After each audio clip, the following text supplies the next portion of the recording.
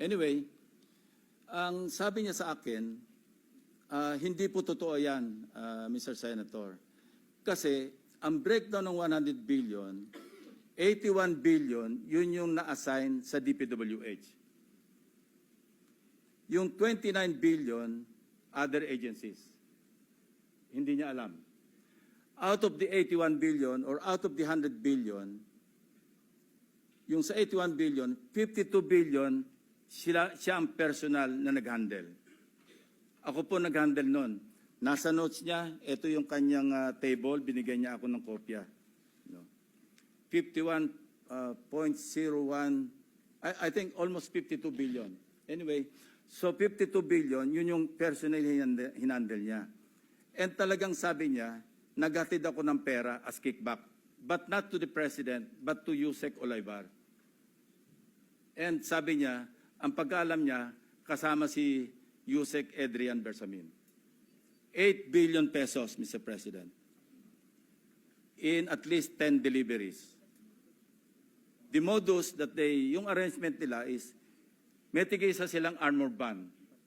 May armored van si Yusek Olaybar, may armored van siya, magpapark sa basement ng Diamond Hotel, darating yung van driven by Olaybar, and possibly, sabi niya, hindi siya sigurado, and possibly along with Adrian Bersamin. Bakante yung armored van, ipapark, idadrive yung isang van na puno ng pera. Ranging from 800 million hanggang 2 billion. Umabot ng 2 billion only because sometime in March, yung kanyang date na sinasabi from, I think, March hanggang April, yung delivery. Very good nga raw siya, sabi ni Yusek Olaybar, kasi nakakapag-deliver.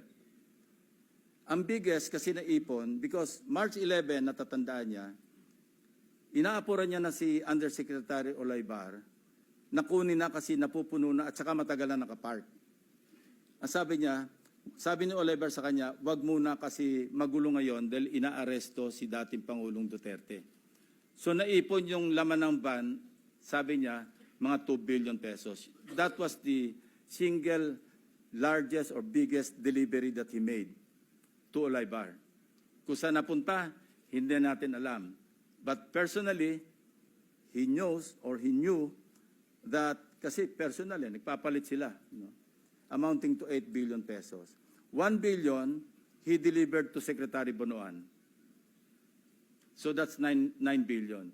Yung 8 billion was representative of 16% of the 81 billion or 82 billion. Ang usapan daw nila initially was 15%, Mr. President. Tumawad pa raw ng 1% si Olaybar, pero suspetsya niya, natatawa raw siya dahil para sa sarili na lang ni Olaybar yung additional 1%. Kaya umabot siya ng 16%. 1 billion to Secretary Bonoan. Siya mismo nagbigay. So he was asking for my advice.